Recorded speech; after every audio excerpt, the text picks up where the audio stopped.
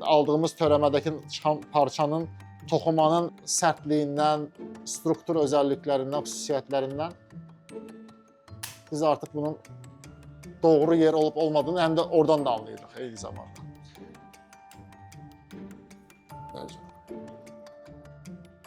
Bu da artıq təbii ki, illərin təcrübəsi ilə əlaqəli bir şeydir. Bağla.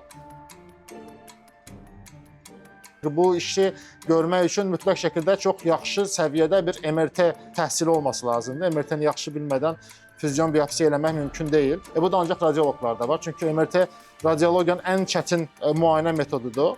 Bu prostat füzyon biopsiyaları artıq 6-cı ildir, 2019-dan bəri. 120 neçənci sıra xəstəmizdir Azərbaycanda. Əvvəl 60% halda biz xərçəngi tuturduqsa dədə-baba biopsiyalardan, bundan artıq 98%'dədir bizim doğru yerdən götürmə ehtimalımız.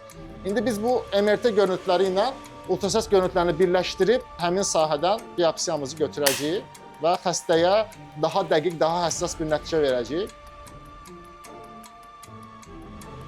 Ekrandakı bax bu dəqiqə hərəkət edən şey xərçəngli toxumanın içindəki biopsiya iynəmdir. Məhz MRT-də gördüyümüz nahiyədir bu.